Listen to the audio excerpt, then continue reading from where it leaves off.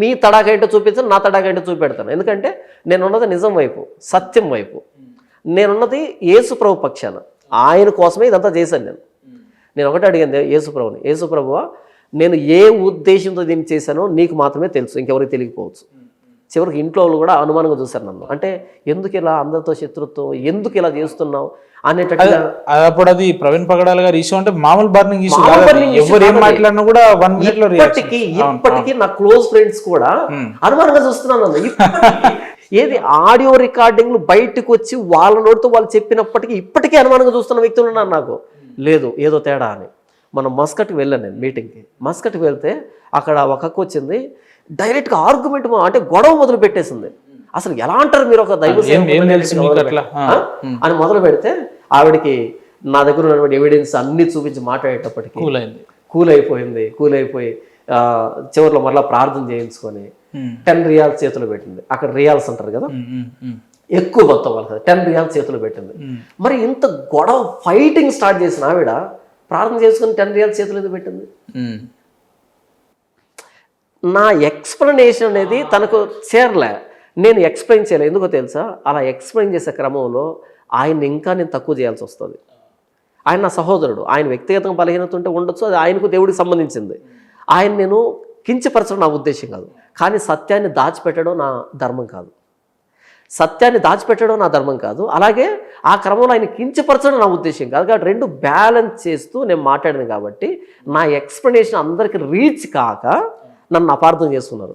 ఆవిడ కూర్చోబెట్టి ఎక్స్ప్లెయిన్ చేశాను, ఆవిడే ప్రేయర్ చేసుకుంది, ఆవిడే 10 రియాల్స్ నా చేతిలో పెట్టింది. ఏం మాట్లాడలే, పిన్ డ్రాప్ సైలెంట్ అయింది, అలా కూర్చుంది అంతే. వినిపించాను, ఇదిగో చూపించాను, ఇదిగో ఇవి నా దగ్గర ఉన్న ఎవిడెన్స్, నీ దగ్గర ఏముందో చూపించన్నా, ఫినిష్.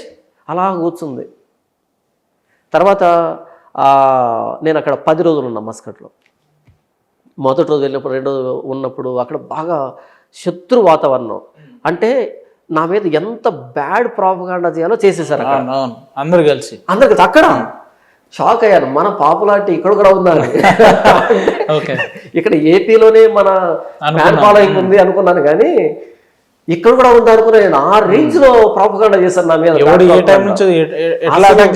అసలు వాడు పాస్టరే కాదు, ఒక పాస్టర్ని ఎలా అంటాడో అలా అంటాడని ఓ రేంజ్ లో ప్రాపగాండా చేశారు. కాబట్టి ఫస్ట్ డే మీటింగ్లో నేను మాట్లాడుతూ ఉంటే ఇలా చూస్తున్నారు. అంటే తప్పక నేను చివరి రోజు వచ్చేటప్పుడు బాధపడుతున్నారు. ఒక ఆయన వచ్చి అన్నాడు, ఆయన మాట నేను మర్చిపోను, బ్రదర్ మీ గురించి విన్నటువంటి వాటిని బట్టి మనసులో బాధపడ్డాను, మిమ్మల్ని వ్యతిరేకించాను, మిమ్మల్ని కోప్పడ్డాను. అసలు మీరంటే నాకు నచ్చదు బ్రదర్, కానీ ఈ 10 రోజులు మీరు చెప్పిన మాట విన్న తర్వాత మీలో నిజాయితీ ఉంది కదా అన్నాడు. నిజంగా ఇలాంటి మాటలు ఎన్నో ఆ రోజు వ్యతిరేకించారు కదా. రీసెంట్గా 3 రోజుల క్రిందట ఒక ఆవిడ ఫోన్ చేసింది, హైదరాబాద్ నుంచి ఫోన్ చేసింది. బ్రదర్ మరలా మీరు ఎప్పుడు మీరు హైదరాబాద్ వస్తున్నారు? ఏమ్మా ఎందుకు అంటే మిమ్మల్ని కలవాలి. ఎందుకు అంటే కలిసి క్షమాపణ చెప్పాలి. దేని గురించి అన్న. ఆ రోజు మీరు ప్రవీణ్ పగడాల విషయంలో మాట్లాడితే బ్రదర్ అంతవరకు నా మెసేజ్ వింటూ ఉంది రెగ్యులర్గా. ఎప్పుడైతే అది మాట్లాడానో సడన్గా స్టాప్ చేసేసింది, వినడం మానేసింది, పక్కన పెట్టేసింది. తర్వాత మన అభినయ దర్శన పుణ్యమా అని ఆ ఆడియోలు బయటకు వచ్చేటప్పటికి ఫోన్ చేసి క్షమాపణ చెప్తున్నా బ్రదర్, మిమ్మల్ని అపార్థం చేసుకున్నాను, క్షమించండి బ్రదర్. చూసిర్రా, మీరు పొద్దున్న లేస్తే అభినయ దర్శన్ గారిని తిడుతురు, కానీ ఆయన ఒక రకంగా సేవ్ చేసి అనుకోవాలి మిమ్మల్ని. ఇక్కడ మీరు అంటారు కదా అభినయ దర్శన్ పుణ్యమా అని అంటే, ఇప్పుడు ఒక రకంగా మిమ్మల్ని కొంత మేలు చేసినట్టే కదా. మేలు చేశాడంటే నేను నా దేవుడిని అడిగాను, యేసుప్రభుని అడిగాను, యేసుప్రభు నేను మీకోసమే ఆ విశ్వసనీయత కోసం, క్రైస్తవ యొక్క విశ్వసనీయతను కాపాడడం కోసం అందరూ ఒక కొట్టుకొని పోతుంటే అబద్ధంలో నిజం చెప్పడానికి, ఇటు వీళ్ళని వెనక తీసుకుని రావడానికి నిజాన్ని నమ్మని తప్ప అబద్ధాన్ని మనుషులు సృష్టించినటువంటి కల్పితాన్ని నమ్మకండి అని ఇటు నా సమాజాన్ని జాగృతం చేయడానికి, ఇటు బయట సమాజానికి కూడా ఒక విషయాన్ని బ్రదర్ అందరూ మనలాంటి వాళ్ళే చూడరు, ఇంటలెక్చువల్స్ ఉంటారు, మేధావులు ఉంటారు, వాళ్ళు కూడా అబ్జర్వ్ చేస్తారు. ఇదేంట్రా ఎవ్వరూ ఖండించట్లేదు దీన్ని అని అనేవాళ్ళు కూడా ఉంటారు, చూస్తూ ఉంటారు. అలాంటప్పుడు మనం ఖండించినప్పుడు క్రైస్తవం పట్ల విశ్వసనీయత ఉంటుంది కదా. ప్రభు నేను ఏ ఉద్దేశంతో నేను అలా మాట్లాడానో మీకు తెలుసు, నేను ఎదుర్కొంటున్నటువంటి పరిస్థితి ఏంటో మీకు తెలుసు. 3 నెలలు ఖాళీ లేకుండా 3 నెలలు మీటింగ్లు ఉన్నటువంటి వ్యక్తిని అమాంతం కింద పడిపోయి గ్రాఫ్ మొత్తం మీటింగ్ మొత్తం క్యాన్సిల్ చేశారు బ్రదర్. టపీ టపీ టపీ టపీ మీటింగ్ క్యాన్సిల్ చేసి పడేశారు. వద్దు నువ్వు రావద్దు మా చర్చికి అనేటట్టుగా. ఎంత బాధపడ్డాను అంటే ఒకటే అనుకున్నాను, నన్ను కూలగొట్టాలి అంటే నన్ను ఆ రోజు నిలవబెట్టిన దేవుడే కూలగొట్టాలి. ఇలా మీటింగ్ క్యాన్సిల్ చేసుకుంటేను నా మీద బూతులు మాట్లాడితేను కూలిపోయేటట్టుగా అంటే ఇక దేవుడు ఎందుకు? అసలు జానపద అనే వ్యక్తిని నిలవబెట్టాల్సిన దేవుడే, పడగొట్టాల్సిన దేవుడే, వీళ్ళు కాదు వీళ్ళ మాటలు కాదు అనేటట్టుగా ఆయన ప్రార్థన చేస్తాను. ప్రభువా నేను ఏం ఉద్దేశంతో మాట్లాడని నీకు తెలుసు, ఈరోజు నేను ఏం అనుభవిస్తున్నాను నీకు తెలుసు, అంతా నువ్వే నీ కోసం చేశానేది. ఈరోజు వాళ్ళ ఎదురుగా నన్ను అవమానపరుస్తావా, నన్ను తలదించుకునేటట్టుగా చేస్తావా? వాళ్ళను వెక్కిరిస్తున్నారు. 3 నెలలు మీటింగ్ని క్యాన్సిల్ చేశానని వెక్కిరిస్తున్నారు, గేలు చేస్తున్నారు. నన్ను అవమానిస్తావా, అవమానానికి అప్పగిస్తావా అంటే అప్పుడు పడింది మీటింగ్ మస్కట్కి. డైరెక్ట్ అక్కడే మస్కట్కి 10 రోజులు మీటింగ్ పడింది. నిజంగా షాక్ అయ్యాను. ఎంత ఇస్తారన్నా మీటింగ్ లేకపోతే ఏమన్నా మీరు చార్జ్ చేస్తారా? పర్టికులర్ వాళ్ళ సామర్థ్యం, వాళ్ళ స్తోమత. అంటే ఇప్పుడు కొందరు ఫ్లైట్ టికెట్లు కొంతమంది ఇవ్వరు బ్రదర్, కొంతమంది ఇవ్వరు. మీరు ఎంతసేపు ఇవ్వరు రాదు అనడానికి చెప్తున్నా. ఇక్కడి నుంచి మొదలుపెట్టి అక్కడ దాకా వెళ్తున్నా, ఇక్కడి నుంచి మొదలుపెట్టి అక్కడ దాకా వెళ్తున్నా. కొంతమంది ఇవ్వరు. ఓకేనా అన్న, వాకింగ్ ఇవ్వకపోయినా చెప్తారా అంటే నేను డబ్బు కోసం ఎప్పుడు చెప్పలేదు బ్రదర్. నా ఆనందం ఎక్కడ అంటే ఆ వేదిక మీద నిలబడి యేసు ప్రభుని వర్ణిస్తూ ఉంటాను చూసావా, వాక్యాన్ని వర్ణిస్తూ ఉంటాను చూసావా, అదే నాకు ఆనందం. జస్ట్ భోజనం పెట్టు, మైక్ ఇచ్చేసి కూర్చో, నాకు భోజనం పెట్టు, మైక్ ఇచ్చి కూర్చో, నాకు రూమ్ కూడా ఇవ్వాల్సిన అక్కర్లేదు, ఇదో ఇక్కడ బాత్రూమ్ ఫ్రెష్ అప్ అనాల్సిన అక్కర్లేదు. నేనే 2 వాటర్ బాటిల్ తీసుకొని ఫ్రెష్ అప్ అయి వేదిక మీదకి వస్తాను. ఎందుకంటే నేను యేసు ప్రభువును ప్రకటించడంలో ఆనందాన్ని వెతుక్కున్న వ్యక్తిని. నీ ఫెసిలిటీ నాకు వద్దు. అంతేగాని మీటింగ్లకు వస్తే గంటకి ఇంత 2 గంటలకి ఇంత అసలు నన్ను అలా ఎవరు అడగరు. నా గురించి తెలిసిన వాళ్ళు నన్ను అడగరు, నేను అడగను బ్రదర్. అలా అన్న మేము కానుక ఇవ్వలేం కానీ వాక్యం చెప్తారా అన్న వాళ్ళు ఉన్నారు. అలా వెళ్ళి వాక్యం చెప్పిన సందర్భాలు కోకొల్లలు. అలాగే ఒక్క ప్రసంగానికి 40,000 రూపాయలు కానుకిచ్చిన వాళ్ళు ఉన్నారు. ఒక్క ప్రసంగం కూడా లేకుండా 1,00,000 రూపాయలు కానుకిచ్చిన వాళ్ళు కూడా ఉన్నారు. ఏమీ ఇవ్వనటువంటి స్థితి నాకు తెలుసు, హైయెస్ట్ తీసుకున్నటువంటిది నాకు తెలుసు. ఈ మొత్తం ఇక్కడి నుంచి ఇక్కడ దాకా ఎక్కడ కూడా నాకు ఇవ్వండి అని అడిగినటువంటిది నా దగ్గర లేదు. ఇలా ఏంటంటే బ్రదర్, ఏమీ ఇవ్వనటువంటి దగ్గరికి వెళ్ళాను, లక్షల్లో ఇచ్చిన దగ్గరికి వెళ్ళాను. అలాగే నా దగ్గర ఉంది అని నేను చెప్పట్లేదు, లేదు అని నేను చెప్పట్లేదు. నేను డబ్బును బట్టి ఏ రోజు వాక్యం చెప్పలేదు, పరిచయం చేయలేదు. నేను ఎన్ని చర్చిలు ఉన్నాయా, ఏమన్నా చర్చిలు ఉన్నాయా? ఎన్ని చర్చిలు ఉన్నాయి మనకు? ఒకటే చర్చ్ బ్రదర్, నాది ఒకటే చర్చ్. మొత్తం అందరు కలిస్తే 70 మంది వస్తారు లేదా 90 మంది వస్తారు, అందరూ వస్తారు. కానీ నా పల్లెటూరు కాబట్టి షిఫ్ట్లు లెక్క వస్తారు. ఈ వారం కొంతమంది వస్తే నెక్స్ట్ వారం కొంతమంది, అలా ఫ్లక్చువేట్ అవుతుంటారు. 50 మెంబర్స్ ఎదురుగా ఉంటారు. అందులో 30 మెంబర్స్ ముసలోళ్ళే, మిగతా వాళ్ళు చిన్నపిల్లలు ఉంటారు. కాబట్టి ఏంటంటే ఏం చేస్తారు? ఒకవేళ మీరు ఇందాక అన్నారు కదా 1,00,000 రూపాయలు వస్తాయి ఎగ్జాంపుల్ అని చెప్పి, ఒకవేళ అలా ఎక్కువ మోతాదులో పైసలు వస్తాయి, అంటే ఏమన్నా ఫౌండేషన్ లేదా దేవుని పేరు మీద ఏమైనా కార్యక్రమాలు అలాంటివి ఏమైనా చేస్తుంటారా, లేదంటే ఎట్లా అవి? లేదు బ్రదర్, దేవుడి పేరట కార్యక్రమాలు అనేవి నేను ఏదో చెప్పి అలా చేయను. కానీ నాకు ప్రేరేపణ వస్తే వాళ్ళు కష్టాలు ఉన్నారంటే నా వ్యక్తిగతంగా నేను హెల్ప్ చేస్తాను, అంతే. అంతమించి నేను అది చేస్తున్నా ఇది చేస్తున్నా చెప్పను. అయితే చేస్తాను, ఖచ్చితంగా చేస్తాను. ఎందుకంటే ఇప్పటి వరకు నేను దాదాపు చాలామంది పాస్టర్లను ఇంటర్వ్యూ చేసినాం, కానీ క్రిస్టియానిటీలో పాస్టర్ పేరుతో చెప్పబడే మీ లెక్క కూడా ఒక వ్యక్తి ఉంటాడా అని అనిపిస్తుంది నాకు. ఎందుకంటే ఎంతసేపు ఏదో ఆన్ కెమెరాలు ఏదో మాట్లాడతారు, కెమెరా బంద్ చేసిన తర్వాత వాళ్ళ వ్యక్తిగత పనులు చేసుకుంటారు. అలా కాకుండా నిజంగా దైవాన్ని నమ్మి, మీరు నమ్ముకున్న ధర్మాన్ని నమ్మి, గ్రంథాన్ని నమ్మి అట్లా ఫాలో అయ్యి అదే రూల్స్ అండ్ రెగ్యులేషన్ మీద కట్టుబడి ఉండాలంటే చాలా క్లిష్టమైన పరిస్థితి. దాన్ని అధిగమిస్తున్నారు అని అంటే సచ్ ఏ గ్రేట్. వ్యవస్థకి శత్రువు అయిన బ్రదర్. అవును, వాస్తవం. వ్యవస్థకి శత్రువు, ఎందుకంటే నిజాలు మాట్లాడుతున్నారు. చాలా మంది దాడి చేయడానికి ప్రయత్నం చేశారు. ఫోన్లలో బూతులు, ఫోన్ విపరీతంగా ఉంటుంది, బ్లాక్ చేస్తారు కదా, వాట్సాప్లో పెడతారు కదా, ఆడియో పెడతారు. ఆ రికార్డ్స్ మనం వినలేము. ఆ భాష అలా నొక్కగానే స్టార్టింగే నీ ఇక చెప్పరా దగ్గర స్టార్ట్ చేస్తారు బ్రదర్. అమ్మ దగ్గర నుంచి ఇంట్లో ఎంతమంది ఆడవాళ్ళు ఉంటారో అన్ని వర్ణిస్తారు బ్రదర్. అది విన్న తర్వాత వాళ్ళు ఎవరు అనుకుంటున్నారు, మరలా జేమ్స్, జాన్సను, లోతరు, వీళ్ళ పేర్లు నాకు అనిపిస్తుంది ఒరే ఆ పేరైనా మార్చి తిట్టొచ్చు కదా, కొంచెం సాటిస్ఫాక్షన్ ఉంటుంది మనసులో. ఇప్పుడు నువ్వు తిట్టావని కోప్పడాలన్నా, తిట్టింది నువ్వని బాధపడాలన్నా, అంటే అంటే నువ్వంటే మన ఇద్దరం మూతి నాకుంటావని అర్థం కాదు. క్రైస్తవుకున్న పరువు తీసేస్తున్నావు కదరా స్వామి. ఇప్పుడు ఇంకొక పేరు పెట్టుకో, ఎక్స్ అనో జెడ్ అనో పెట్టుకొని తిట్టావనుకో, ఓకే తిట్టింది ఎవరోలే అంత మాత్రమే అని అనుకుంటాను మనసులో, నాకు ఒక తృప్తి ఉంటుంది. నువ్వు ఏకంగా ఏమంటారు ఏసుపాదం అని పేరు పెట్టుకొని బండ బూతులు తిట్టావనుకో, నేను ఎట్ట ఫీల్ అవ్వాలి కూడా తెలియదు నాకు. ఇంకొక విషయం చెప్పమంటారా, నేను వ్యతిరేకతకు లోనైంది ఈ పాస్టర్లుగా పిలువబడుతున్నారే వాళ్ళని తప్పు పట్టానని. ఓకే, అరే ఆయన్నే అంటావా అని. ఆయనకి ఏమైనా 2 కొమ్ములు వచ్చాయా, లేకపోతే 2 రెక్కలు ఏమైనా ఎక్స్ట్రా వచ్చాయా, లేకపోతే తోక ఏమైనా ఉందా?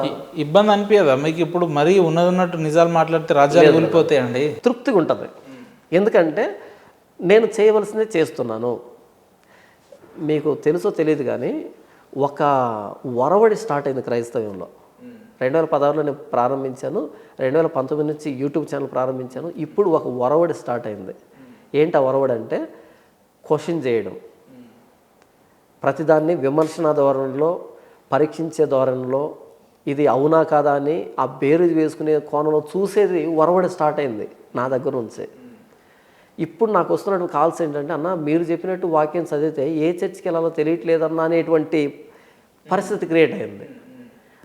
నేను చెప్పినప్పటి నుంచి బైబిల్ చదవడం స్టార్ట్ చేశారు చాలామంది. బైబిల్ రిలేటెడ్ రీసెర్చ్ పుస్తకాలు చదవడం స్టార్ట్ చేశారు. అంటే మీరు క్రైస్తవ్యంలో ఎలాంటి మార్పులు కోరుకుంటున్నారు? ఇలా ఉంటేనే క్రైస్తవం అలా ఆలోచనలు ఏమైనా ఉన్నాయి? అందరు కలిసి ఇక్కడ రావాలి బ్రదర్, ఇక్కడికి రావాలి, ఇక్కడికే రావాలి. జాన్ పాల్ను కూడా చూడొద్దు. జాన్ పాల్ కూడా దీనికి పక్కకి వెళ్ళా అంటే పక్కన పెట్టే అంతే. నన్ను చూడొద్దు. నేను మీలాంటి స్వభావం కలిగినటువంటి, మీలాంటి బలహీనతలు కలిగినటువంటి వ్యక్తినే, ఒక వ్యక్తి. అయితే నా శాయ శక్తిలో ప్రయత్నం చేస్తున్నా, అక్కడి నుంచి లేవడానికి మరలా నిలవబడి నడవడానికి ప్రయత్నం చేస్తున్నా. కానీ ఇది పడదు, ఇది తొట్టుపడదు, ఇది తప్పు చెప్పదు. ఇక్కడికి వద్దాం, మనిషిని పక్కన పెట్టేద్దాం. నేను సాధించిన అచీవ్మెంట్ ఏంటంటే బ్రదర్, ఒక ప్రసంగంలో ఒక పుస్తకాన్ని రెఫర్ చేశాను. పలానా పుస్తకాన్ని చదవండి అని అన్నాను బైబిల్కి సంబంధించి. ఆ తర్వాత ఒక అబ్బాయి ఫోన్ చేశాను నాకు, అన్న నేను మీరు చెప్పిన దాన్ని పట్టుకొని పలానా బుక్ స్టోర్కి వెళ్ళానన్నా, బైబిల్ బుక్ స్టోర్కి. అక్కడ వెళ్ళగానే ఆ బుక్ స్టోర్ నడిపిస్తున్న ఆమె ఉంటుంది కదా, ఆమె అడిగిందంట, ఎందుకని ఈ పుస్తకాన్ని అడుగుతున్నావు అని అడిగిందంట. ఎందుకు అడుగుతున్నావు అని ఈయన అడిగాడు. గత 6 రోజుల నుంచి ఇక్కడ ఉన్నటువంటి స్టాక్ అయిపోయింది, అందరూ వస్తున్నారు అదే పుస్తకాన్ని తీసుకుని వెళ్తున్నారు. అంతకుముందు అవి బూజు పట్టిపోతున్నాయి, దుమ్ము పట్టిపోతున్నాయి, ఎవరు తగల వాటిని. ఈ వారం నుంచి వస్తున్నారు అదే అడుగుతున్నారు, తీసుకువెళ్తున్నారు. ఇప్పుడు నువ్వు వచ్చావు, అయిపోయింది, స్టాక్ లేదు, ఎందుకు అడుగుతున్నావు చెప్పు అని అడిగింది ఆవిడ. చెప్పాడు పలానా పాస్టర్ గారు ఈ విధంగా ప్రసంగంలో చెప్పాడు అనగానే తర్వాత నేను అదే బుక్ స్టోర్కి వెళ్ళాను. బుక్ స్టోర్కి వెళ్ళాను, నన్ను చూసింది ఆవిడ. చూసి ఏం పలకరించలే, మామూలుగా వాళ్ళతో ఏమంటాయి మనకు మాటలు. చూసాము, చూడాలంటే సరే అంది. నేను అలా తిరుగుతుంటే నా వెనకాల ఒక బ్రదర్ వచ్చాడు నన్ను తీసుకుని వెళ్ళడానికి. అక్కడికి వచ్చాడు ఆయన. అలా తిరుగుతూ ఇప్పుడు క్రిస్టియనే కదా, క్రిస్టియన్ బుక్ స్టోర్లో క్రిస్టియన్. ఈయన ఏమన్నాడు అంటే, ఆయన తెలుసా మీకు అంటే, నాకేం తెలుసు పాస్టర్ జాన్ పాల్ ఆయన అంది ఆవిడ. ఈయన వచ్చి, అన్న మీరు తెలుసు అంటన్నా. అప్పుడు నేను వచ్చి, ఏమో తెలుసు అని అంటే, తెలుసు సార్ మీరేం తెలుసు అంది ఆవిడ. మరి పలకరించలేదంటే, ఎందుకు లేదు సార్ మీ ప్రైవసీ దెబ్బతింటూ అన్నట్టుగా ఆవిడ అందనమాట.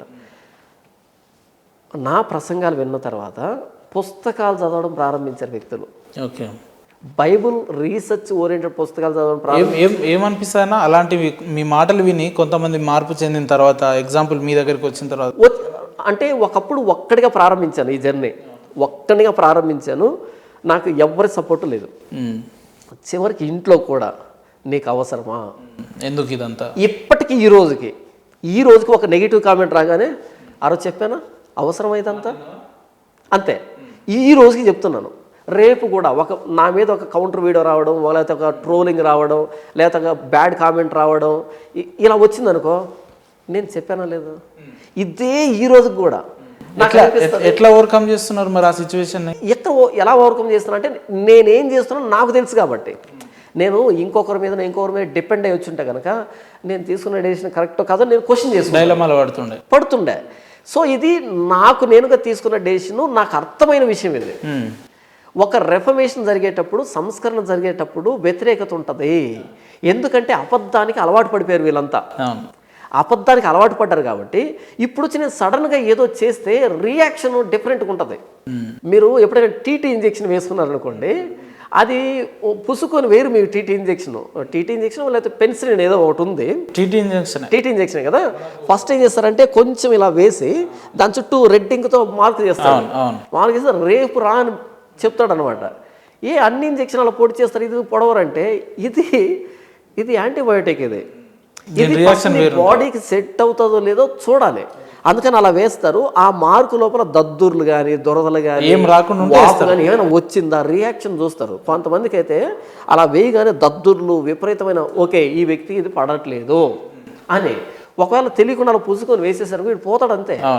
కానీ యాంటీబయోటిక్ అనేది చాలా మంచిది, ప్రాణాన్ని కాపాడేది అది. కానీ అది బాడీకి సెట్ కాలేదనుకో ఇదే చంపేస్తుంది మనిషిని, రోగం కాదు.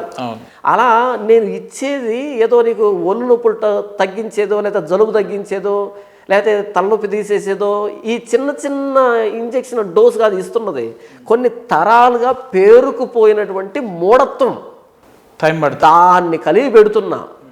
ఇప్పుడు రోజు చీపురుతో ఊడుస్తున్నాం ఇంటిని, ఈరోజు ఊడ్చినప్పుడు మనం ఖర్చు పట్టు పెట్టుకొని మాస్క్ అడ్డు పెట్టుకొని పెద్ద బిల్డప్ ఇవ్వాల్సిన అక్కర్లేదు, ఎందుకంటే కొంచెం దుమ్ము ఉంటుంది వెళ్ళిపోతుంది. కానీ కొన్ని సంవత్సరాలుగా వదిలిపెట్టేశారు ఊడవకుండా, అంత పేరుకుపోయింది, అంతా దుమ్మంతా ఇంచి పేరుకుపోయింది. ఇప్పుడు ఇలా ఊడుస్తున్నాం అనుకో, ఊడుస్తున్న వ్యక్తి తట్టుకోలేడు, మొత్తం అంతా గాల్లో లేస్తుంది.